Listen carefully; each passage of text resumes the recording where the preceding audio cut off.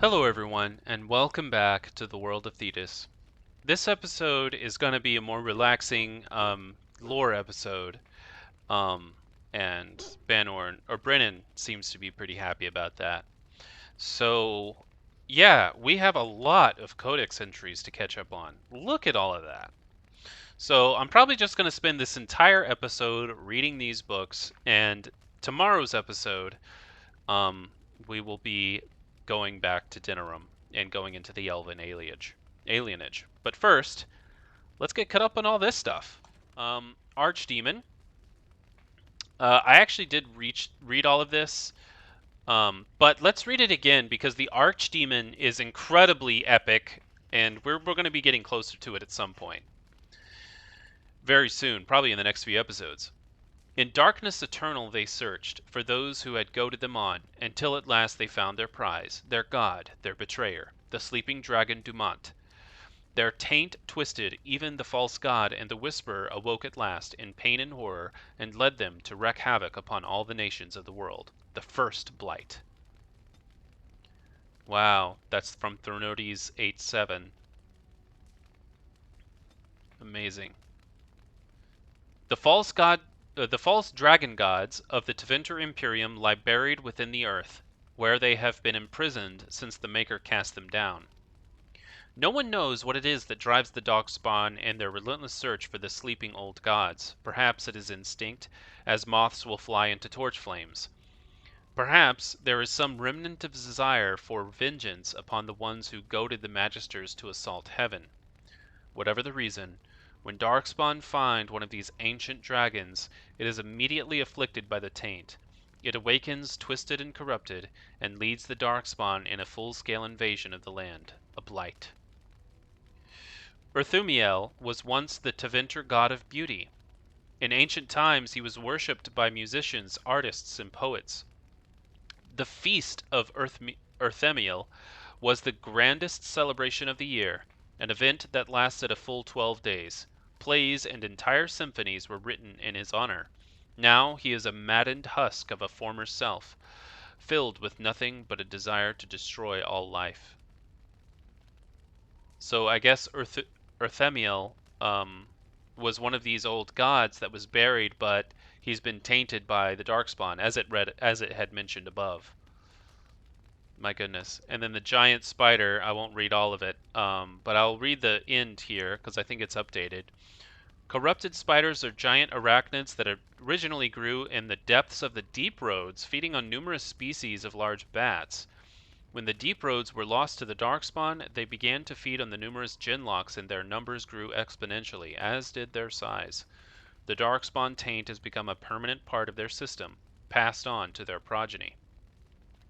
This has had the effect of increasing their size abnormally, as well as their aggressiveness. Some corrupted spiders have made their lairs in surface forests, but most remain underground, close to their blight-tainted meals. Alright. Alright, so that's creatures. Now for items, we've got one, the Summer Sword, which is a giant two-handed sword that I found. In 884 Blessed Age, Lord Auriellan of Montsimard, champion of the Grand Tourney of Ansburg, commissioned a sword from his youngest son, Louis, who appeared to the Chevaliers. Insisting that his boy have nothing but the best, Lord Auriellan sought out the most renowned mastersmith of the Orlesian Empire, Versine of Halamshiral, who was at that time nearly 80, and begged the old man to make the blade. Versine refused. His sight was failing him, and he had no wish to come out of retirement, but Aurelian offered an exorbitant sum of gold, and eventually overcame the artisan's resistance. The old master labored for several months, folding steel, honing the edge to perfection. The resulting blade was as long as a man is tall, and sharp as a tongue of any noblewoman. Versine proclaimed it to be the greatest work, and named it, in a fit of irony, the Summer Sword, since he had crafted it in the winter of his lifetime. Lord Aurelian brought Louis with him to receive the sword from the hand of the old master. When the boy saw the Summer Sword, he turned up his nose at his father's gift.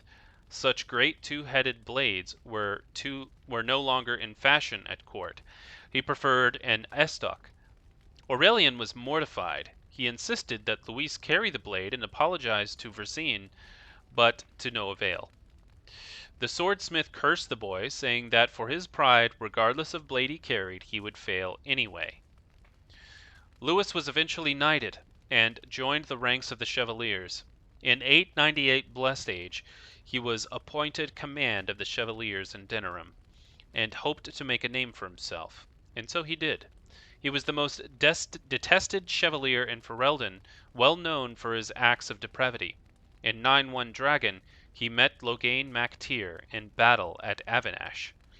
Louis lost his estoc early in the fighting, became separated from his men, and ended up facing down Loghain himself, armed only with a summer sword, which he had never drawn before. Wow. Practice might have saved him where pride did not. Loghain made short work of the pompous Chevalier and took the great sword as a trophy. Geez, this seems like a big curse just for not appreciating a gift. People have done worse. Alright, so we definitely have a lot more lore in history, and I know that history is usually longer, so these are going to take a while. Antiva. In the rest of the civilized world, it is common belief that Antiva has no king. I assure you, gentle readers, that this is untrue. The line of kings in Antiva has remained unbroken for 2,500 years. It is simply that nobody pays any attention to them whatsoever. The nation is ruled, in truth, by a collection of merchant princes, of banks, trading companies, and of vineyards. Their power is conferred strictly by wealth. But Antiva is not primarily renowned for its peculiar form of government, nor for its admittedly unparalleled wines. Antiva is known for the House of Crows. Since Antivans are well known for being good at everything but fighting, it is more than a little ironic that Antiva possesses the most deadly assassins in the world. Their fame is such that Antiva keeps no standing army. No king is willing to order his troops to assault her borders, and no general is mad enough to lead such an invasion. The attack would likely succeed, but leaders would not see the day. Okay. From an In Pursuit of Knowledge, The Travels of a Chantry Scholar by Brother Genetivi. Alright, so there we go. Antiva does not have a great military, but they do have backstabbing rogues that would assassinate the leaders. And so the leaders avoid the place. That's kind of funny. Gwaren. The human settlement of Gwaren is built directly on top of a dwarven outpost by the same name. Prior to the First Blight, in a time when Ferelden was not yet a nation and was still carved up into barbarian tribes, the outpost served as a source of salt and a means by which dwarves could reach the sea lanes of the Amaranthian Ocean. Unwilling to come to the surface, the dwarves made an agreement with the local Theirin to build a port and relied on the humans to ferry goods between the ships and the underground outpost. This made Gwaren a prosperous place and extraordinarily wealthy for a time.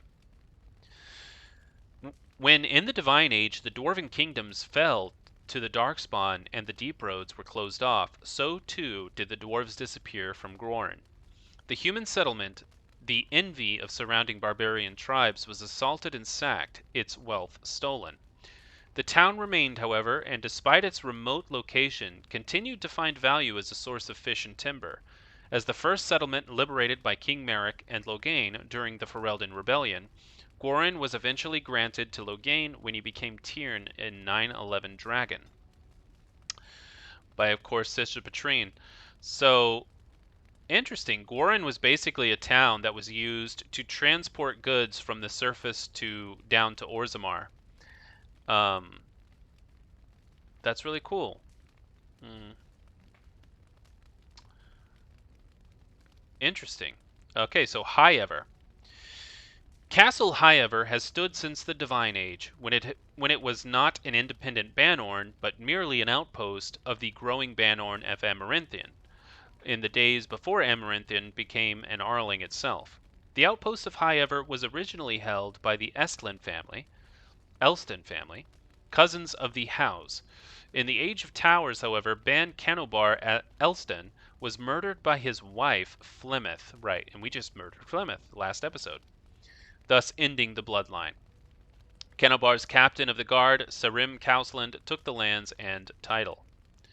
The Couslands declared their independence from Amaranthin, starting a war that lasted 30 years. When the dust settled, Highever was on its own, and in possession of half the land that had once been southwestern Amaranthin. Highever became a Tyrner during the Black Age, when Helia Cousland gathered the lords together under her banner to drive the werewolves out of their lands, earning herself the title of Tyrna almost as an afterthought. Today, Highever is one of the only two remaining Tyrners, making the Cousland family second in rank only to the king. Arl Howe of Amaranthin was named the new Tyrn of Highever under somewhat questionable circumstances, and the fate of the Cousland family is now uncertain. Well, there you go. Highever. It's a Tyrner. And then there's King Maric Theirin, which would be Alistair's father. It is difficult to separate the man from the myth. The last survivor of the bloodline of King Calenhad, the Silver Knight, Maric drove the Orlesian this is not his dad. This is his grandfather, or Kaelin's father. Maric drove the Orlesian forces from Ferelden borders, reclaimed the throne, and freed our people from foreign tyranny, all true and all larger than life. He was born in hiding near Cathal's Crossing to the rebel queen Moira.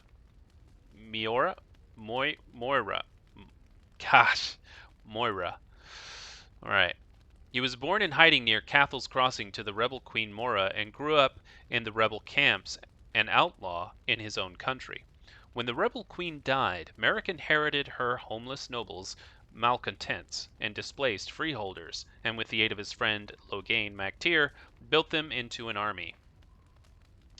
After the pivotal battle of River Dane, Maric took the throne.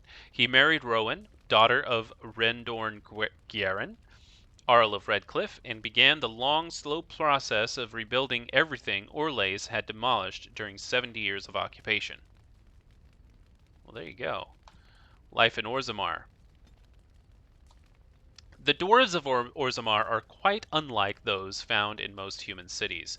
Although Orzammar derives its vast wealth from trade with human kingdoms, all dwarves who come to the surface to trade are stripped of their position in society.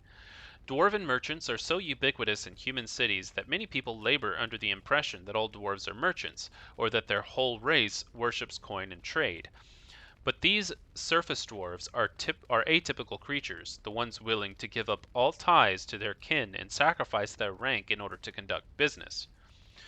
Below ground, the dwarves are a people obsessed with honor, their own and that of their family. Most nobles incorporate chainmail even into formal gowns, because slights and insults often turn deadly. They are a people who revere excellence and strive to achieve it in all things. Even members of the servant caste have been elevated to Paragons, usually posthumously, in recognition of remarkable service. From In Pursuit of Knowledge, A Travels of a Chantry Scholar by Brother Genetivi. So there you go. So everybody, what I really got from this that was interesting was that the surface dwarves are usually merchants, and so there's the stereotypical belief that that dwarves are all merchants because that's all they can really see. But obviously, the dwarves are so much more than merchants. It's just that it tends to be the case that the merchant dwarves are the ones that say, you know what, I don't want this life. I want to go to the surface because I can make more money that way. It's pretty amazing. The Paragons. As I studied among the dwarves, I became aware that their social system was as rigid as the stone that surrounded them. From the lowest servant to the king of Orzammar, each dwarf has a caste and a rigid social standing, which dictates what he may do and how he may do it. What fascinated me then was that the dwarves, stubborn and proud as they may be, have built in a way for even the lowliest dwarf to bypass the caste system and reach prominence. Any dwarf who has made an achievement of significance can be named Paragon, elevating the dwarf above all others. So, you can't say there's no way out of poverty, even in this strict caste system, because you could just be a paragon, you know? You could just do that. Just be one of the greatest humans that ever lived, you know? Then you can, be an Albert Einstein, be an Elon Musk. So it's that easy, you know? Then you can get out of your poverty. Like, come on. To become a paragon is to be recognized as essentially a living ancestor. Your words are considered ineffable, and the dwarves liken you unto a god. Your family, those you choose to ascend with you, become the founders of a new line of nobility. Indeed, every existing noble house among the dwarves traces its line back to a founding paragon. It is a rare thing, however. In my visit, I learned that only one paragon has been elected in generations, the smith Branca, exalted for her discovery of smokeless coal. I met the paragon Branca only once during my stay, and I considered it an odd occasion indeed. Surrounded by those of her house, this ill-tempered woman was draped in the finest clothing and jewelry, and was obviously revered even above the highest nobles, perhaps above even the king. Yet she seemed to enjoy none of it. The burden of being a living legend is great, it appears. Statues of the Paragons are found throughout Orzammar, though nowhere so prominently than in the Hall of Heroes, through which one passes on entering through the surface. It is a breathtaking sight to behold, great works of stone all seeming to hold up the ceiling above. It is meant to impress upon visitors to Orzammar of all who have gone before, I think. It is also meant to remind dwarves going to the surface, and thus abandoning their brethren forever, of all they are leaving behind. That's really interesting. And then we have Orzammar History, Chapter 1. I kind of want to get Chapter 2 before reading Chapter 1. So there we go. There's Culture and History. Characters. Eamon Guerrin.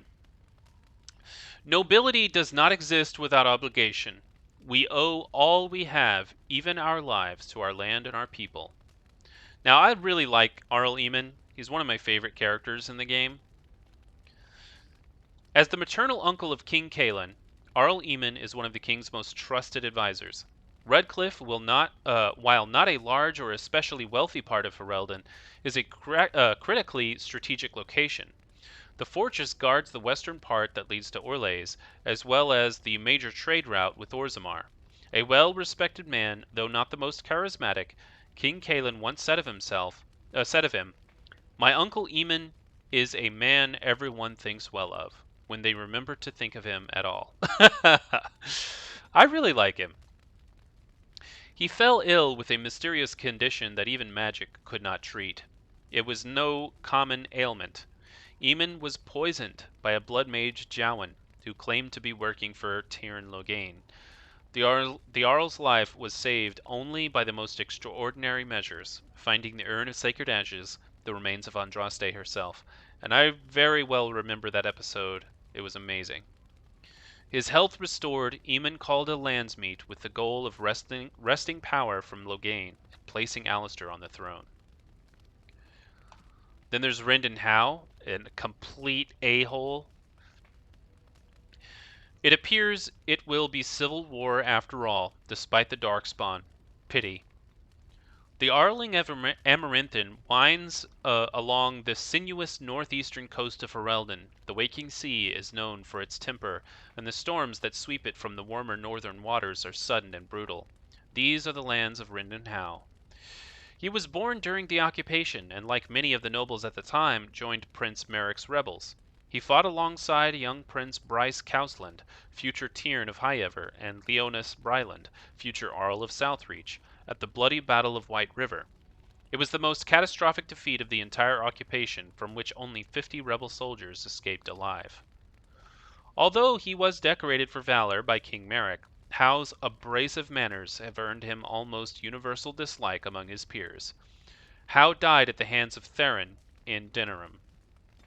Yeah, because he captured the queen, and he's plotting with Loghain to take over, basically control over Ferelden. So then there's Sophia Dryden. Sophia Dryden is Ferelden's light and her most brilliant jewel. Nothing on this earth can ever quench her fire. Arlessa Sophia Dryden was the young Arlen's rival for the throne of Ferelden. Dryden was a strong and charismatic leader with much support from the Bann. When Arlen finally won the crown, Dryden refused to relent. She pushed her claim, was caught, and accused of treason. Her sympathizers continued to support her, however. In order to appease them, Dryden was spared execution and forced to join the Grey Wardens instead. Dryden survived the joining and dazzled the Grey Wardens of Soldier's Peak with her leadership skills and charm. She eventually rose through the ranks to become the Warden Commander of Ferelden. Before Commander Dryden, the Grey Wardens were seen as a relic of an older time and an unnecessary drain on the nobles' coffers. Dryden, though, with her political connections, reinvigorated the Wardens and rapidly increased their numbers. In the meantime, King Arlen proved himself a devious king, willing to go to brutal lengths to silence his opponents. Arlen's reign of terror grew worse with each passing year, and some of the bands approached Commander Dryden in desperation, begging her to intercede. She agreed, and thus was the rebellion against King Arlen born. Arlen learned of the rebellion and took steps to end it. He publicly suspended all tithing to the Grey Wardens and declared that they were no longer welcome in Ferelden. Some of the Wardens, mindful that they were supposed to remain politically neutral, felt disgraced by Dryden's involvement in Ferelden politics and left her side even as the king's forces lay siege to Soldier's Peak. The siege took months and ended with the death of Sophia Dryden. From the personal files of Levi Dryden, merchant. Addendum. King Arlen had driven the Grey Wardens from Ferelden, and after the siege of Soldier's Peak, the base was abandoned. When Soldier's Peak was finally entered again for the first time in centuries, it was discovered that Sophia Dryden had been possessed by a demon. Yeah, what a terrible way to go out.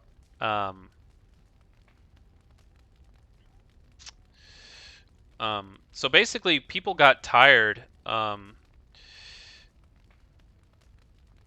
People got tired of the King Arlen, and so they asked her to intercede and keep him from his reign of terror.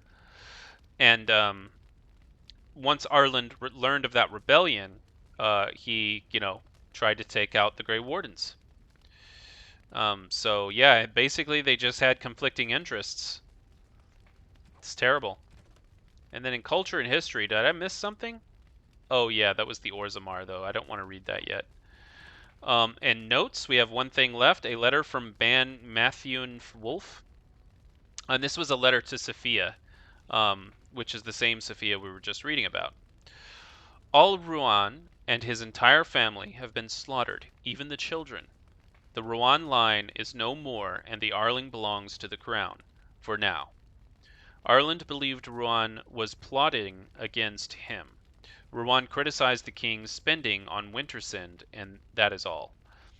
It was an idle word, spoken out of turn. The king goes too far. His brain is filled with madness, and he clings to the crown like a drowning man clutches at a straw. Sophia, I beg you, help us. If nothing is done, more will suffer. Your humble servant, Wulff. Okay, so this kind of explains what exactly the king did to deserve Sophia kind of, backlashing at him and taking the wardens and saying, hey, you need to stop this thing you're doing. And this is probably part of the reason of what started it, is that King Arlen slaughtered the entire Arling, or, the Ruan line. So that kind of explains things. Wow. My voice is a little bit rough now, but yeah, so we've caught up on all of our Codex entries except for one, and I'm saving it. So the Unrest in the Alienage, that will be the next episode. So thank you for joining me. Leave a comment, leave a like, join the Discord if you like, and I will see you next time.